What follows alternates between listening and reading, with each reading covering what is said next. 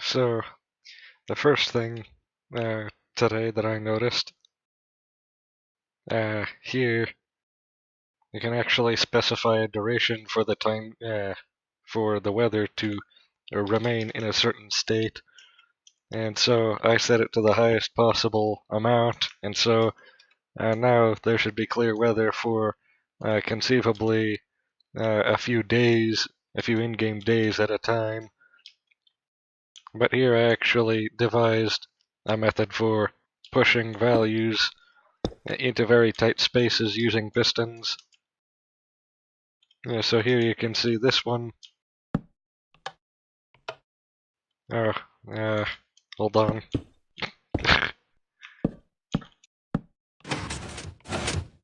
Here you can see that's the first input for all of these top gates. And down here's the second input.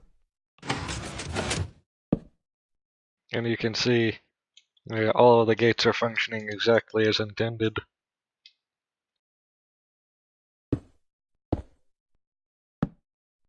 In reversing it, it works exactly as you would think. And the idea would then be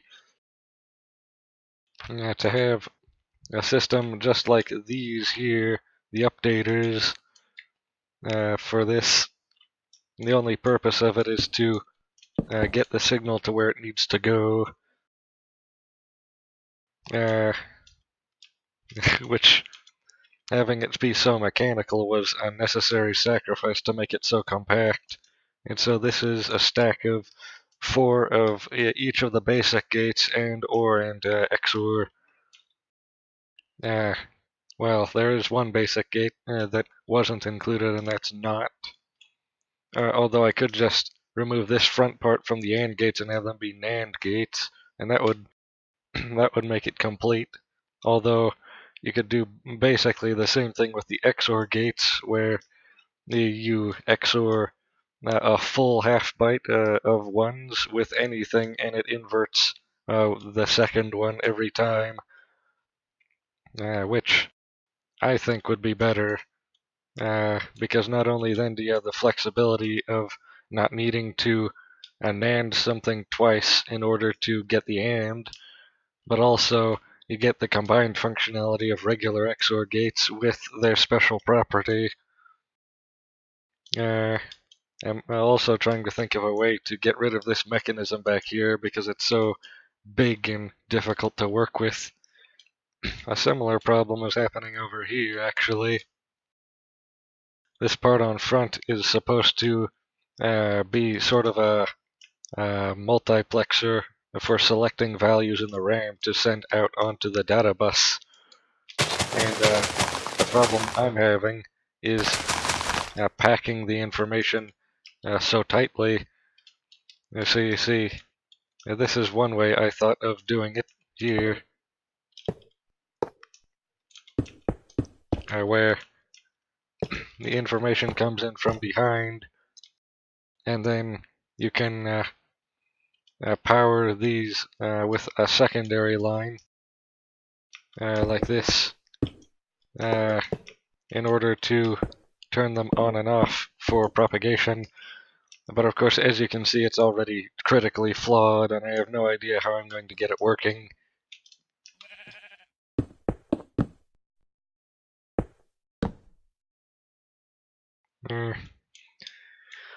But right now I'm mostly focusing on the hard drive, the most important part. Without this, there would be no computer.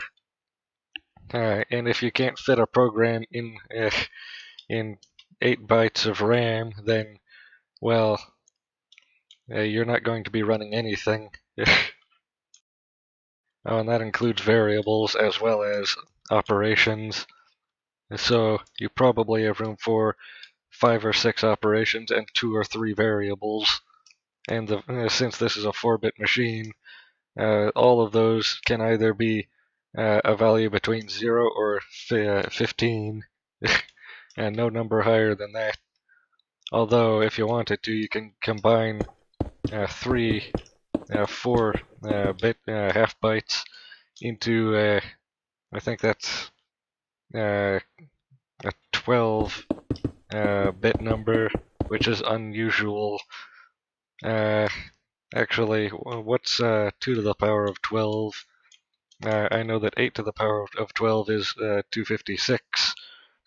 So 4 steps forward in that in the powers of 2, that's 512, 124, 2 48, I think, and then 496.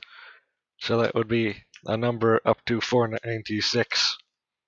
No, wait, a number between 0 and 495 because of the rules of integer math.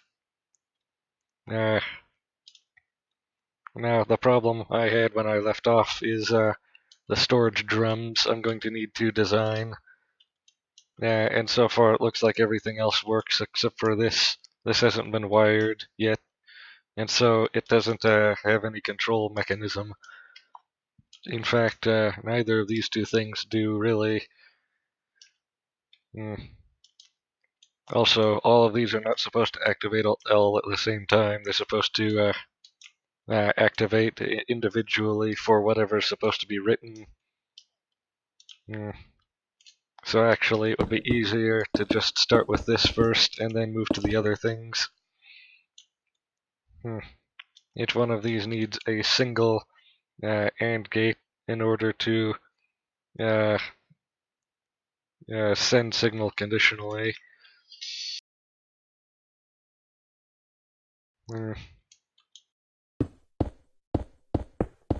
The first thing that one would think of is something like this here, an old design that is proven to work. So only when both of these are on does anything get through. But it's also not very compact. Hmm.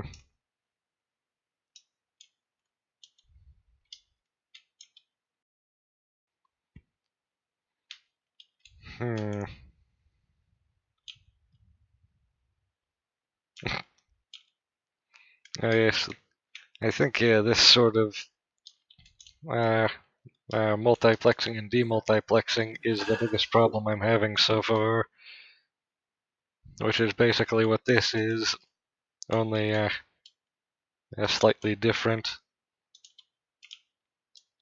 I know one thing that would work is if I split this into its a ribbon form.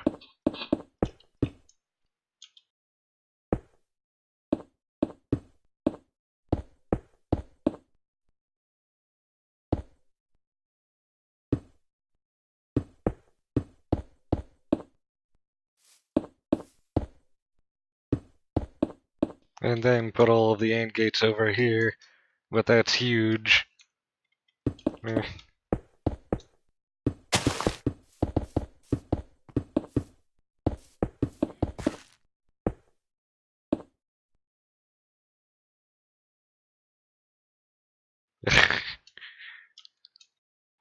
The sun will never go down now. And now I'm completely perplexed as to how to do this.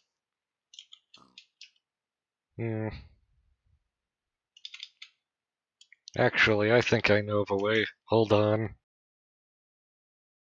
I just had an idea.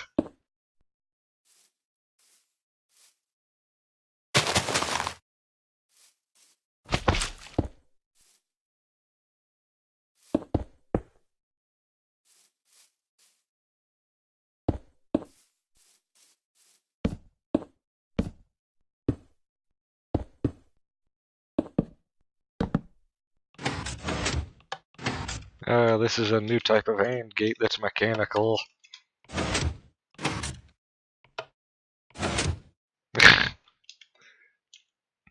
Oh, another idea. Hold on. A simplification of this design.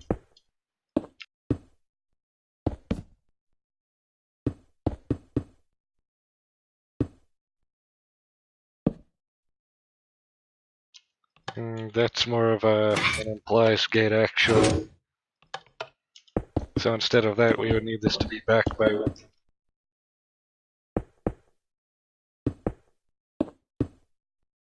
like that.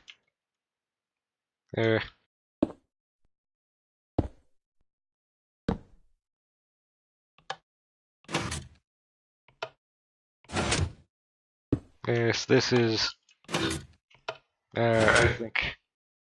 I think this has the potential to be better than the other one, the old one. But it still needs to be more compact. I'm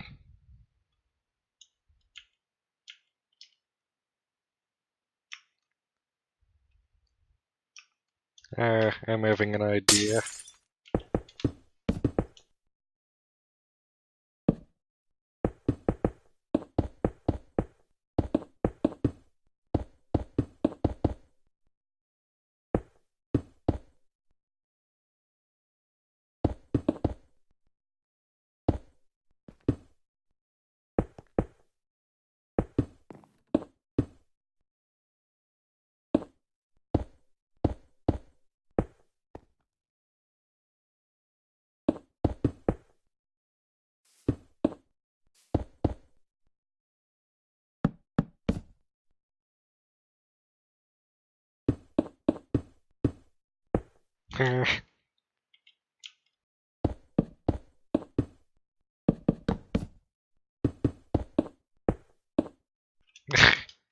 This is the new design.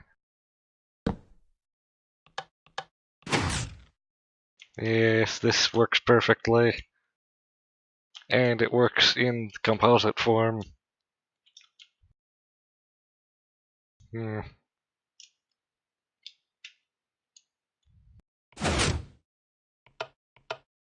fact, to demonstrate it even better,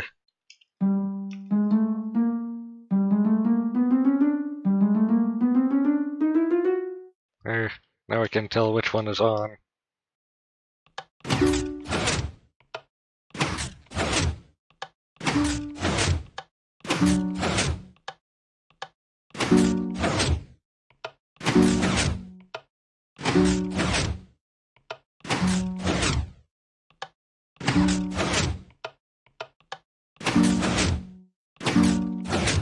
Oh, I know why that's happening.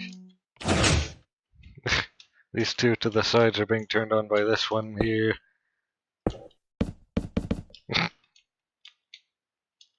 In fact, in order to fix that, I think need something more like this. There. Yeah, that's working.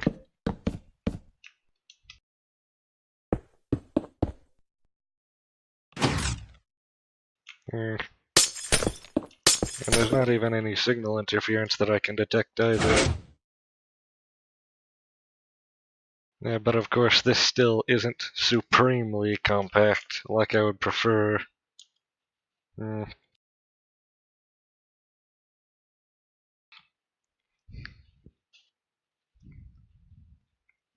But then the question becomes, theoretically, how compact could this possibly get?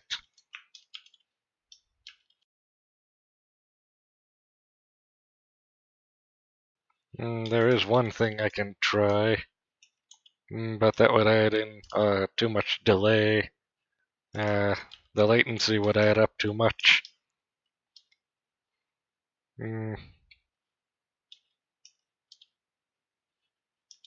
Oh, there's another thing I'm remembering. Oh, that's also a mechanical solution. There.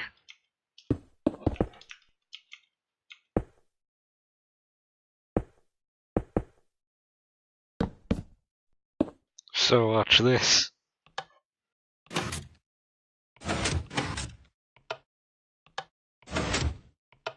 There's. I think this would display better.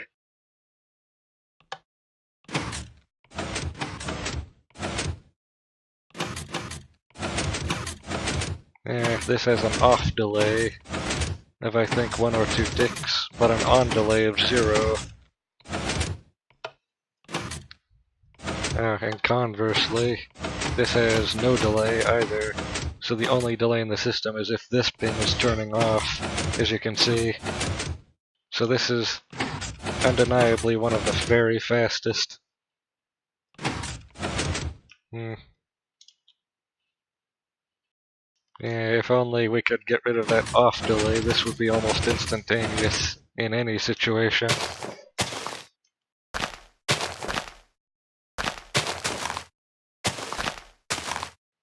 Uh, hmm. But of course, I don't think this is possible with a composite like this is.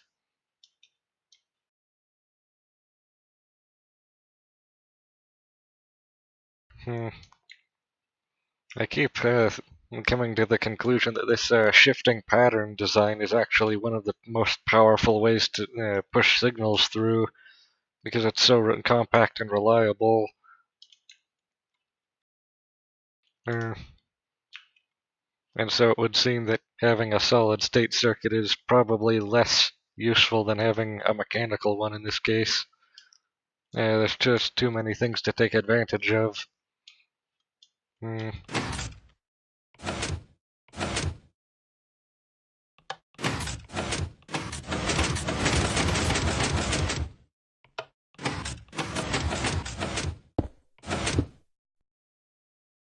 Hmm. Literally just trying to make transistors. Although the real problem is making a good transistor, which I don't think we have yet. This is the best one so far, but look at it, it's still huge. Hmm. Actually, I do know of another thing we might be able to try.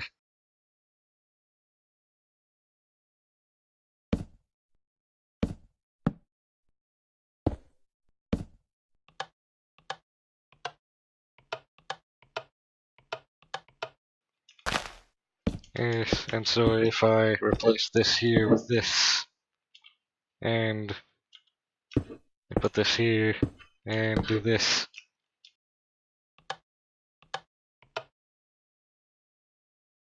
Oh, of course. Hold on.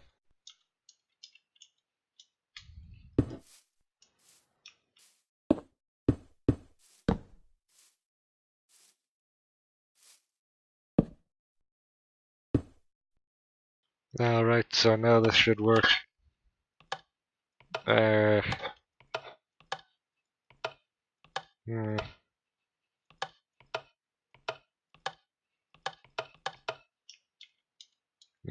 I think I have this backwards, actually.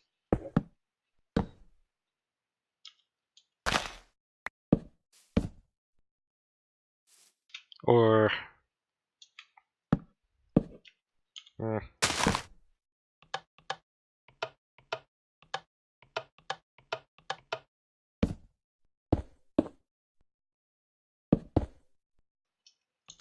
hmm. Now I'm just confusing myself.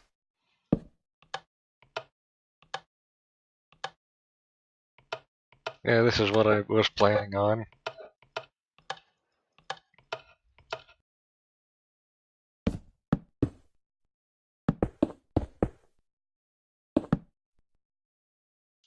Hmm.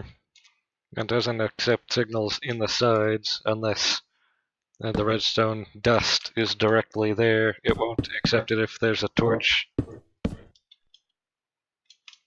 And so this, or possibly even this, would be the most compact design possible.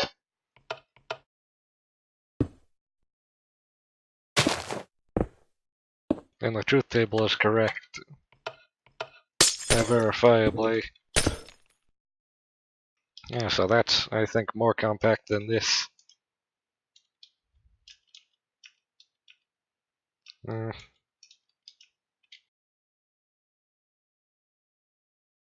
Yeah, but of course, There is another design that I know of that's even more compact than any of these, but also not my favorite. This here.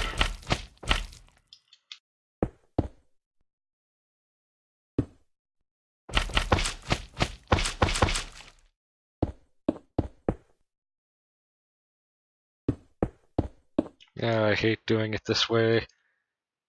Uh, hmm. Actually, these don't even need to be here, but these do.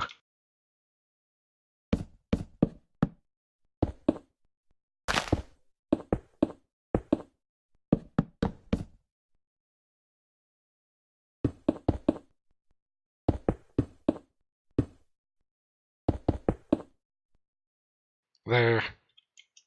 And so now we can verify the integrity of this idea simply enough.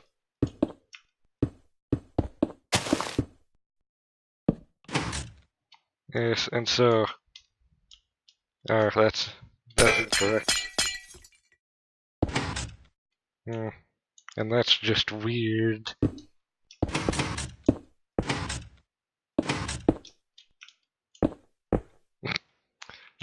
Let's not do that then.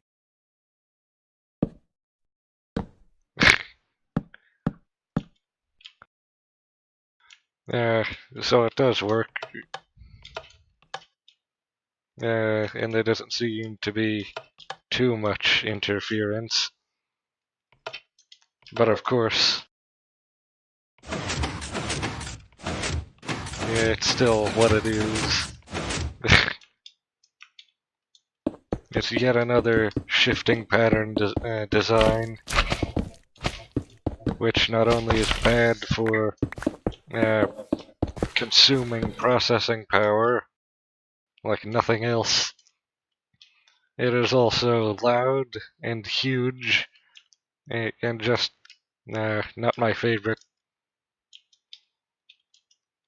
Mm.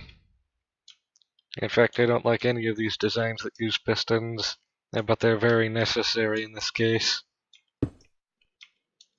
Mm. What could we actually do with regular redstone?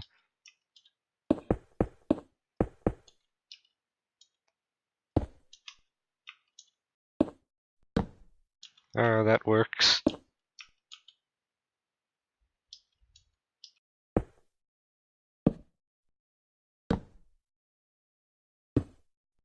Hmm.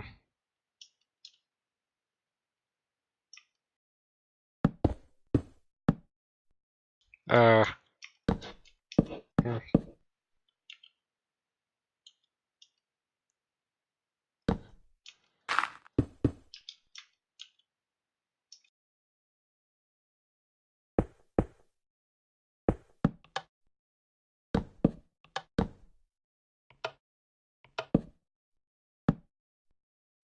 That's technically a 4 by 3 by 1 gate.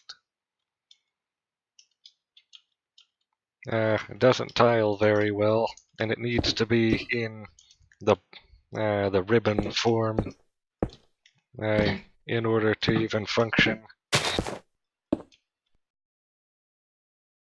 Mm.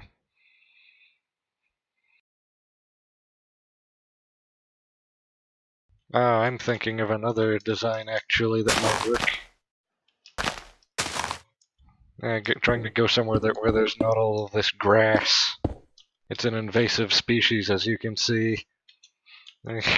Very difficult to get rid of. And even if you do get rid of all the grass, it just comes back anyway.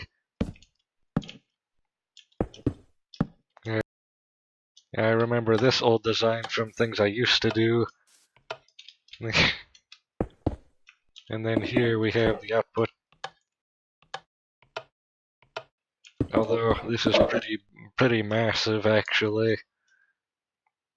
Wait a second. Oh, never mind. I was remembering this AND gate design, and then I also immediately remembered that it's not going to work for what we're doing, I don't think. Hmm. We need something that can fit in here easily. While we're thinking about that, though, we should be designing these storage drums. The glass needs to go to this piston right here, which is pretty simple, and the stone needs to go to this one here. In fact, we can mark them with color so that we can remember where each one is and what they do. They're much easier to visualize. Now as for the silos here, the one design that we know works is based on this thing right here, the block pump. Mm. Mm.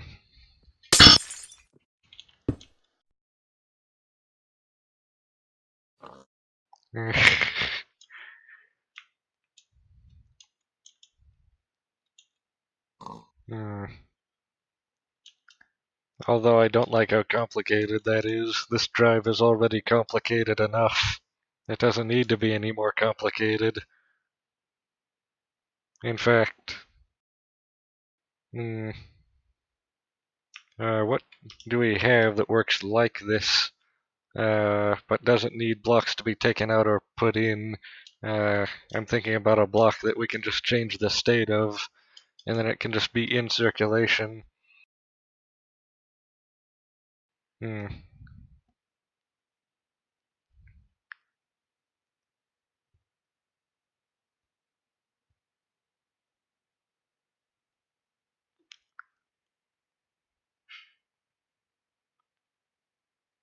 There must be some block that we can use that we can just toggle the state of and not take out or put in. Similar to magnetic strips, real floppy drives or disks.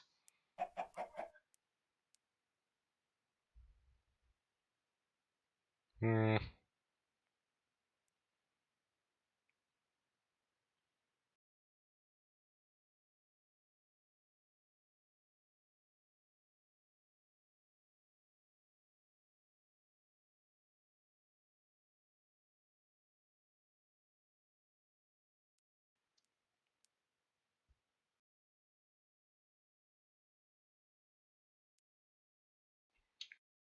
I had an idea, actually.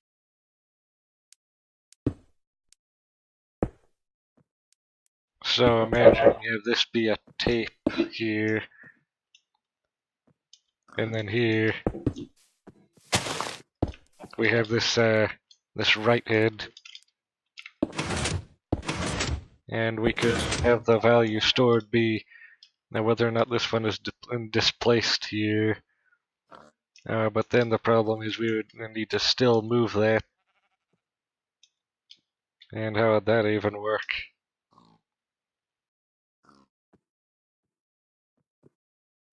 Hmm.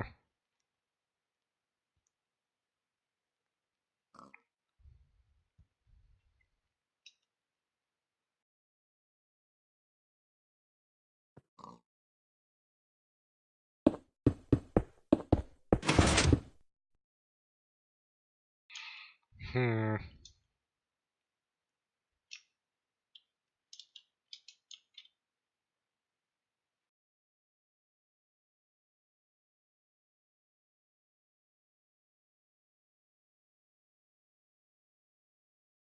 There is a solid-state version of this hard drive that I invented a long time ago, actually, using repeaters. And how that worked was each repeater stored a value by use of that one repeater hold uh, mechanism, with one repeater pointing at another one that I didn't even know about until very recently, actually. I don't even know how long that feature's been in.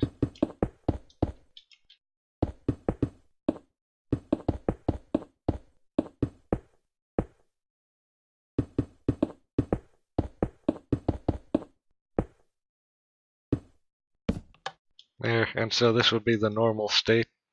And to write, you would just do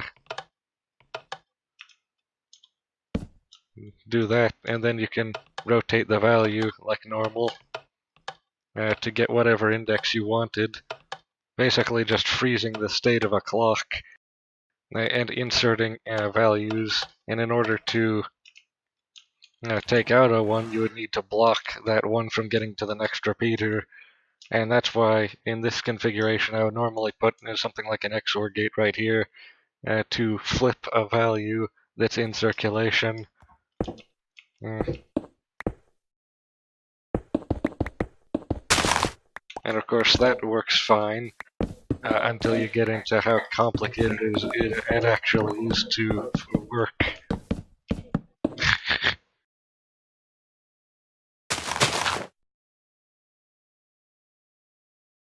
Although, thinking about it, it might be simpler than this even. Which, if that's the case, then that's horrifying. Hmm.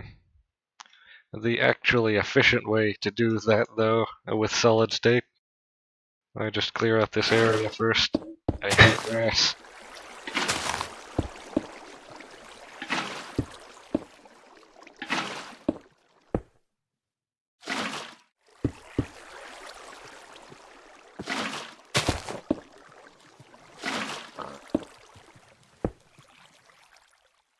I hate grass. It's coarse and it gets everywhere. Now what was I saying? Yes. So the efficient way to store this information is in a string of repeaters like this, all right next to each other, or right in front of the last one. There. And then, in order to send the value back to the beginning, you have this one strip here, and then actually, hold on. You would need to have an XOR gate pointing that way, built in right here, and what's the best type of OR gate to use for this? It can't be the compact OR gate, XOR gate, because remember how actually, I don't think I've shown that yet. Hold on, come over this way. I'll show you what's wrong with these compact XOR gates that I invented. This one right here, I'm pretty sure. Yeah.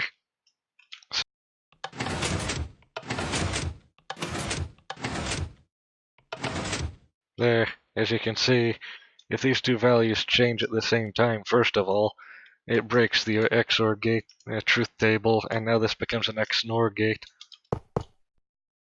because of how it works. And secondarily, if this value changes too quickly, or if either of them change too quickly, like for instance, look at this. If there's a 1-tick pulse, it breaks it, so it can't handle signals very quickly, and it also can't handle multiple signals at a time, and it definitely can't handle both of those at the same time. So that's actually not a good design, in my opinion. A design that I know works, and is actually very old and very tested, is, well, there's a lot of those that I know of, but none of them are really my favorite, at least in this particular instance. There is this one, which is kind of an exploit.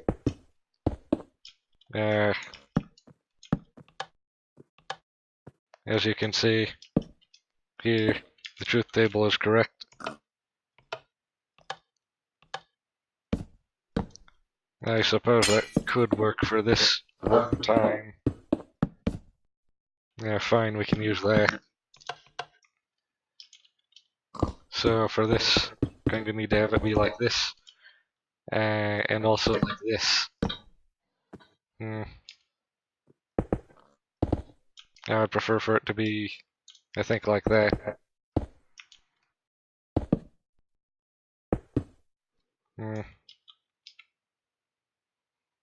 Or wait, no. Wait. Yes.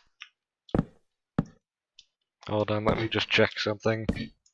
Oh yeah, that would make it so that we don't need that there. Because then the signal would come out at full strength. Yeah. Although, I think there is another way to do that. Hmm. Yeah, there is. Let me just, oh yeah. I'd like to show something else that I, happened upon.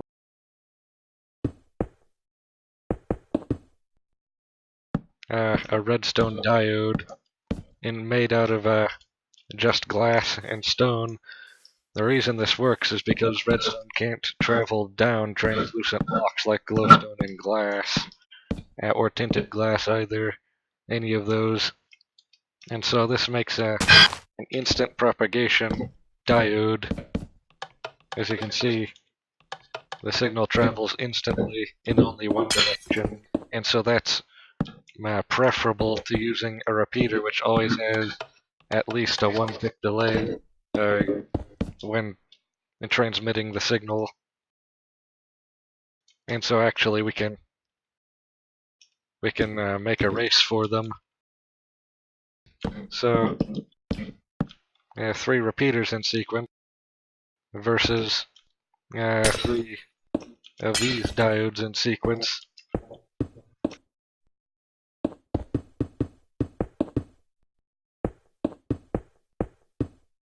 And the repeaters are set to their fastest setting. Look at that. The difference is immediately apparent. And I think there's also a way to make an instantaneous repeater that can propagate a signal at great lengths virtually instantly, I think.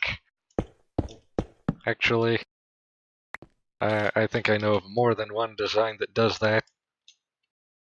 But here, I think, is one of them.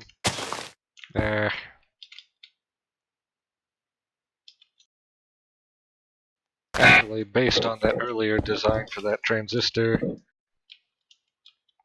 because, remember,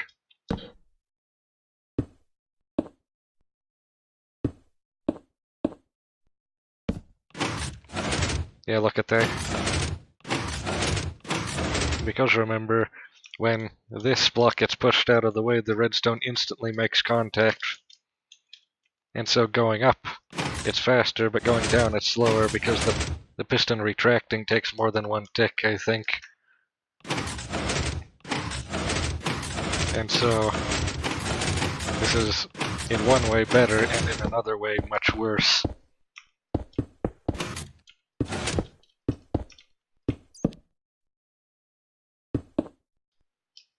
Hmm.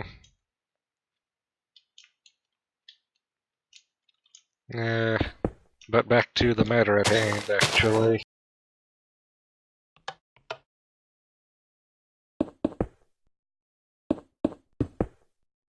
I think it would be best to have this controlled like this.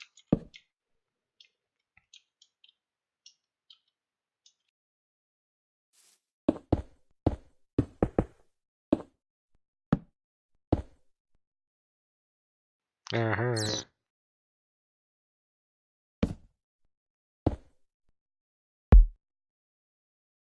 Although that has its own flaw.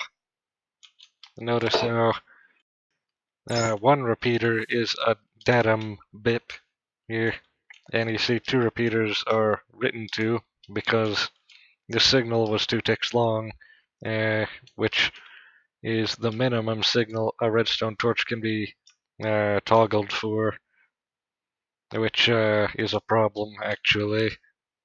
Mm. Then the question becomes, how do you send a 1 tick off pulse without using redstone torches?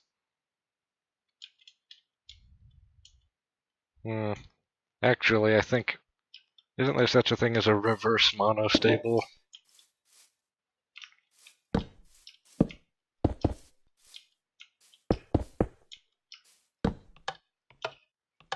Oh yes, look at that. There. My memory is correct. So watch this.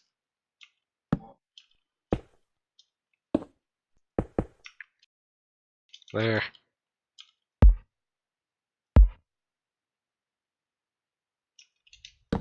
I can remove that actually. I just need to tune this. Hold on a second. What is this? Oh yeah, the signal. I forgot. Yes.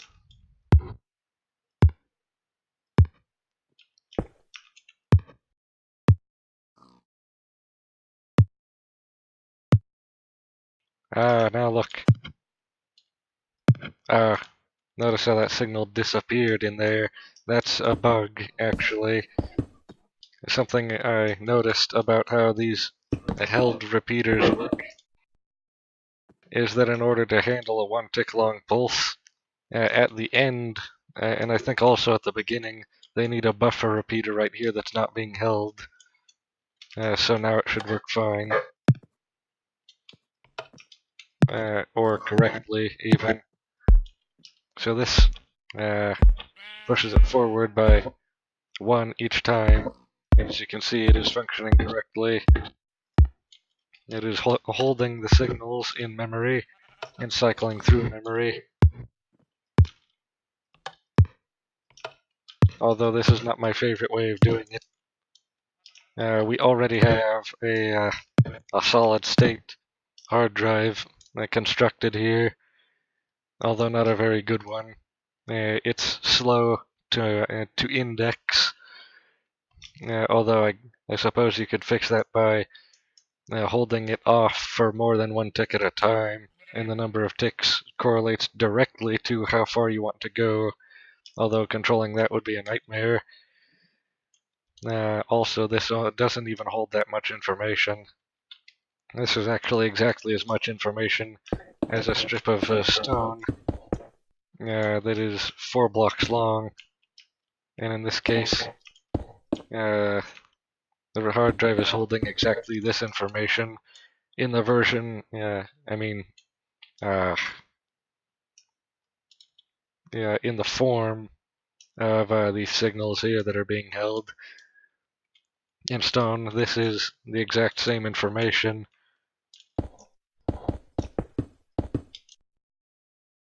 And of course, these don't tile very well, like the stone does.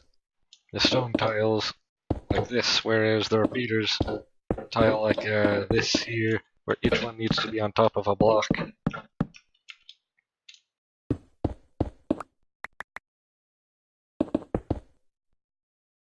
That's another reason why I don't usually do this. I made so little progress today. I just kept running into more roadblocks. I planned on having the containment drums done today, but those I'm realizing are going to be probably so complicated it's not even worth it. And in fact, I feel like I'm going to need to redesign this drive again, specifically how it stores information. Instead of being in the form of glass and stone, it's going to need to be possibly in the form of either regular stone or depressed stone here. Similar to how it normally works.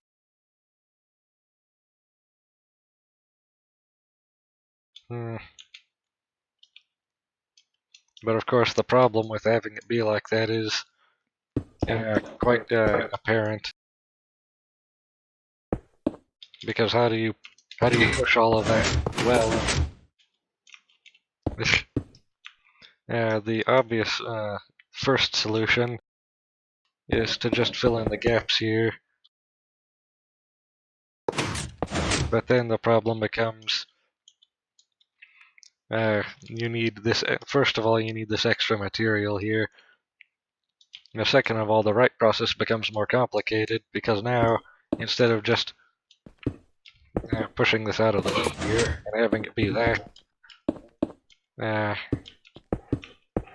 It now pushes it like this. You need to move this back over here somehow, which would require something like this.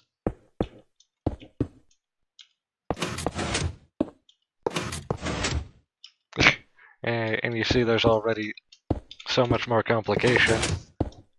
However, that did work. Look, it has been flipped, and it is now in that state. But I don't like, well, I think this might actually be the only good way to do it. The only good-ish way to do it. So, one bit is stored on 2 blocks at a time, and the glass is just support structure. And the reader would still go right here.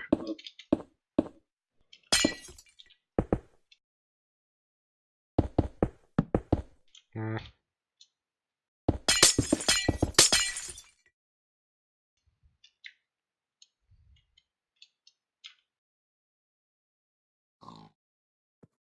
Although, yeah, that's still better than this material replacement method here. Mm. In fact, let's see if we can design the right head to be better.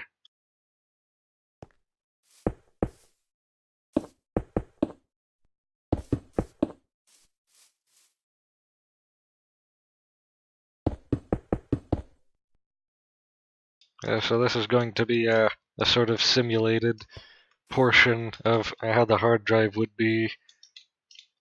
And so what would be the best way to swap these two positions? I think I know of a way already.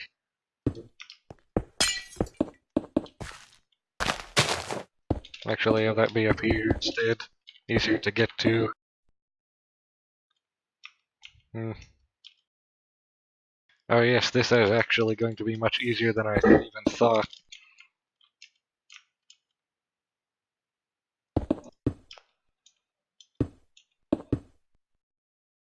Hmm. Well, this is going to require uh, careful bussing.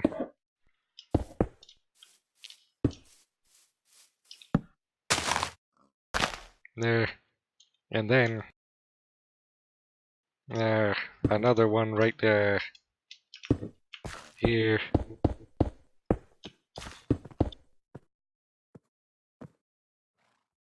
So, first, oh yes, we're going to need 2 of these actually. I don't think that's a good idea though. Mm.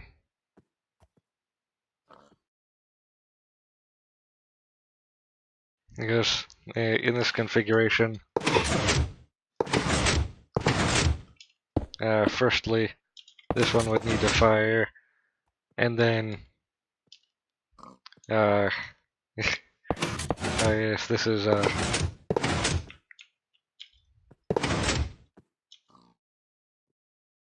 in that case, hmm,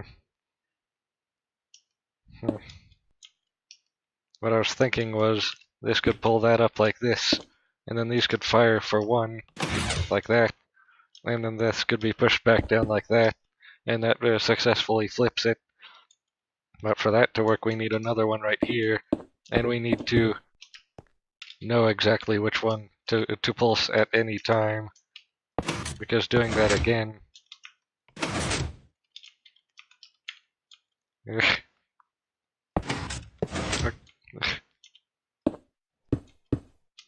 this is hard to control even by hand. There. And of course, the way this needs to work is first this one needs to be pulled out, then these need to fire, which is the easy part, and then this one needs to be pushed back down, although never needs to happen in reverse, so we can just do it like this. Actually, we could do it like this. Here. Hmm.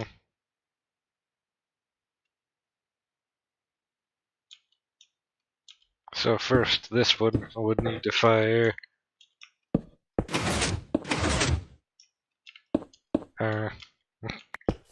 There. No, there. There. And then, after that, these would need to happen. And then this one.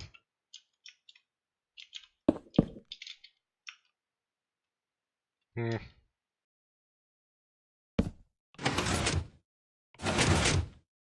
There.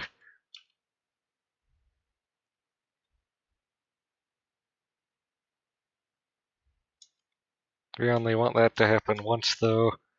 So instead of this, we're going to need a different mechanism.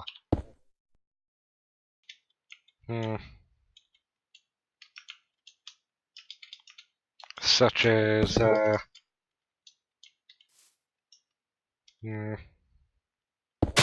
I know of one that we can do really quickly that should be easy.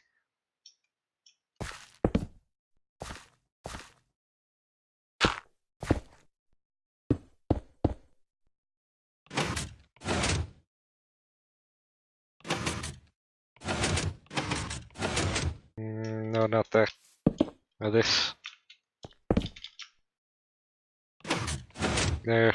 That's the right way around. So this should only fire once on rising edge. And that's correct. No, I don't think that actually was. Oh, and that's why this needs to be delayed. And also, another problem, actually. This can't be right here, it needs to be further back in the chain. In fact, it needs to be at the beginning.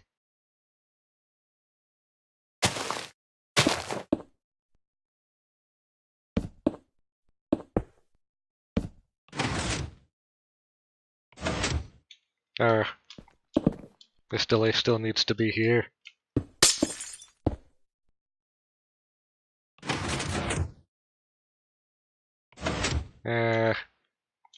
But the problem is, yes, hold on. There.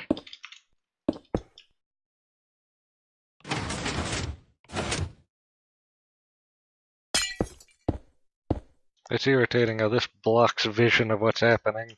Hold on. There. And so after that, after all of that, this just needs to fire once, which should be a complete system.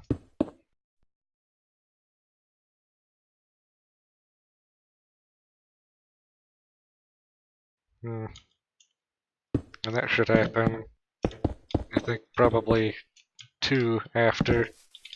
Let's see if this works. Trying to optimize it. Yes. And it also works in reverse. So this is a functioning system, unlike the other system. We don't need any material replacement or banks of material because everything is always in the main drum at all times. So this is actually no bigger than that one would be. It's just that instead of having 3 separate drums of material, we only have 1 drum of material. Which is much better, actually. So this is, by comparison, an ideal system. And taking measurement, it looks like it takes exactly 6 ticks to write 1 bit with this. And of course, I'm pretty sure we can actually have more than 1 of this at a time, so we can... Oh yeah. Oh wait, no. So, what I was thinking was wrong. This is 1 bit in this line here, and we would need a separate line above that, or near it, or actually anywhere. And that would be the next bit in significance. And then each one of those strips will have 1 write head, and so I can write 4 bits at a time, 1/2 byte Hmm. So this system will now replace that system over there. This one. Although, I think this is going to need to... Oh yeah, I know what I need to do. In order to get this to work, I'm going to need to have this be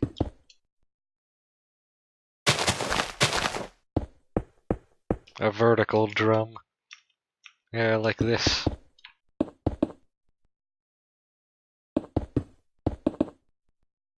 There. Oh, this. There. Uh, Actually, this should actually technically be like that in order to function. And so this is what it would look like, or at least the bottom half of it would look like. Only this is also smaller than what I prefer. Each one of these strips should be 12 long at a time because that's the push limit. Packing as much in as possible at a time. Where do we want to build this newer hard drive? I feel like it would be a good idea to put it over here where the control unit was supposed to be. This area already looks pretty good.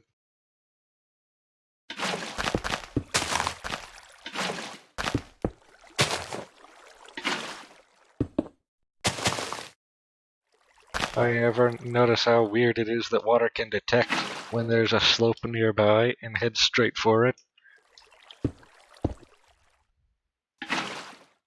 Even all the way up to 4 blocks away here.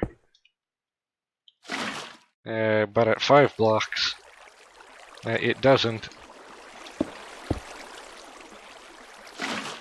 Very strange. Also kind of irritating when you're trying to clear out grass. That's not how water works.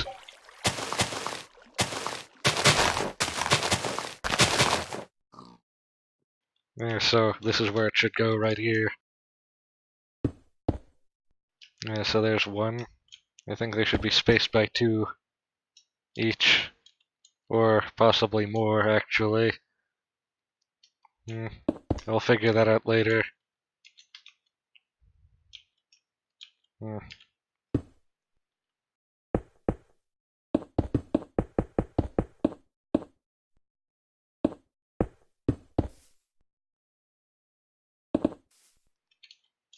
And then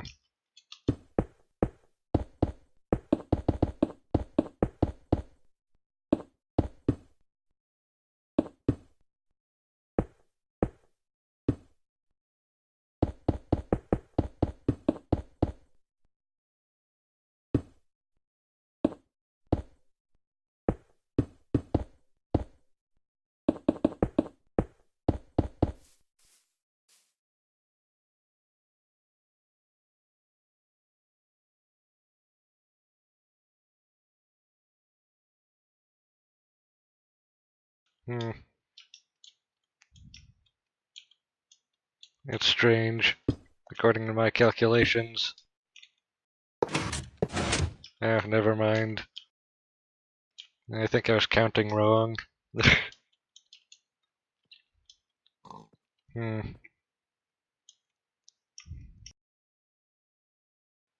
And that's generally how it should look like, or what it should look like.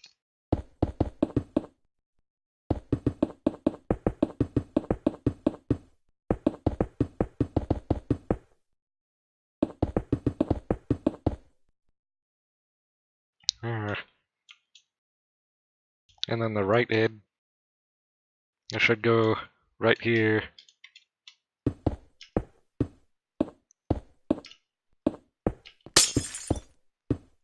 Wow, this is about as hard as it can be. Certainly not making anything easy for me.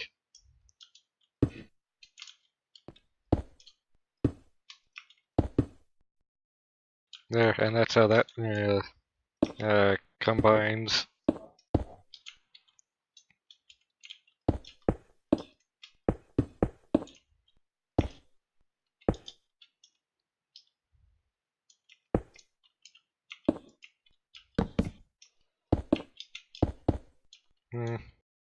Although I don't like how uncompacted that is.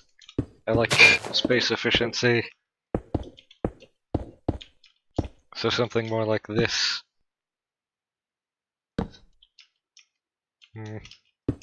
There.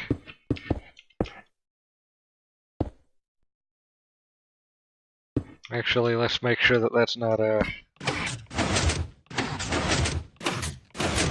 Yeah, that should work.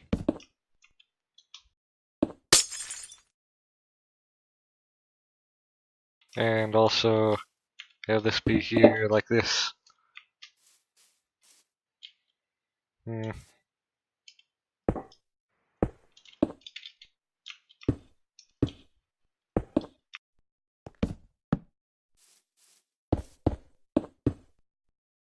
So this down here should be activated first. We can actually test that now with this. Yes, look at that. A seamless mechanical motion.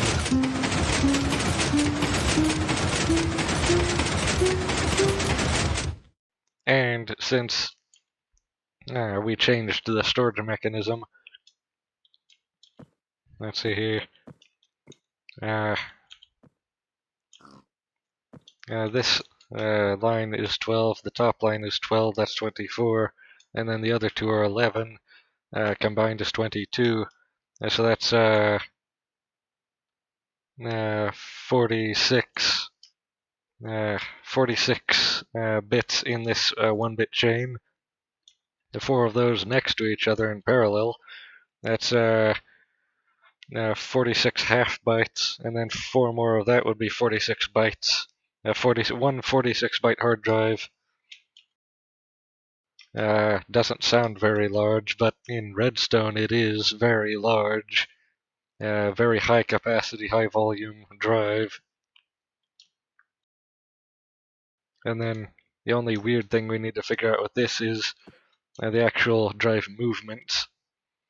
And later we can probably figure out how to get it to move in 2 directions. Although I think adding that complexity might be a bad idea.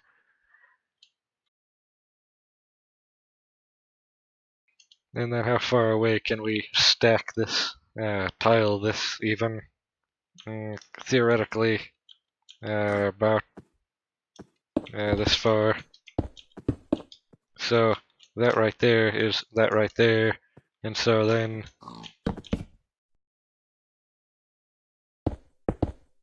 that's how far away the tapes should need to be. Can we compact that any further, though, is the question.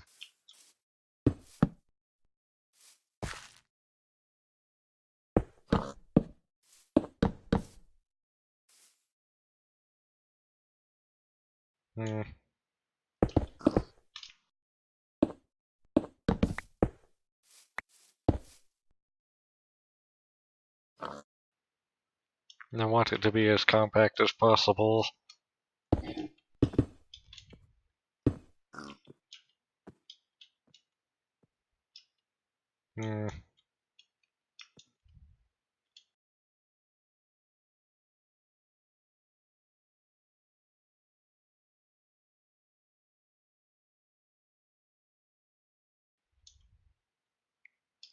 Logically,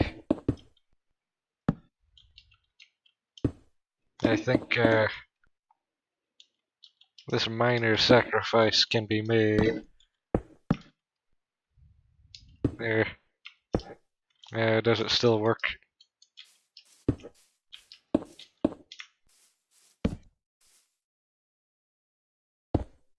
That doesn't work. But this might. No.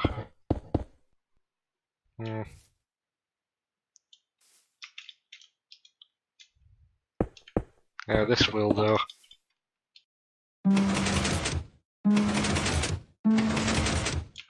That breaks, though. So that can't be like that. It needs to be like this. Another. There.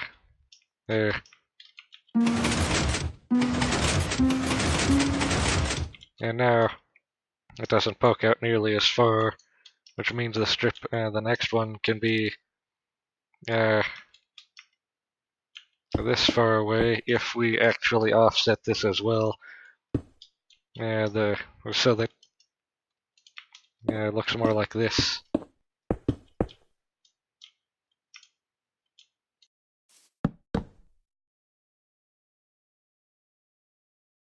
And then the next one we can offset over to here.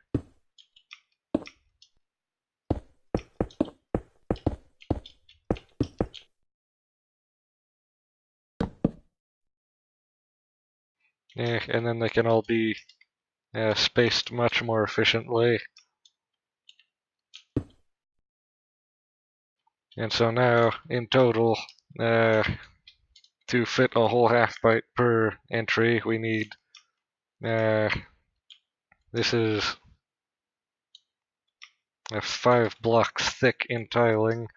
5 times 4, that's just 20. So this needs to be a barrel 20 blocks long.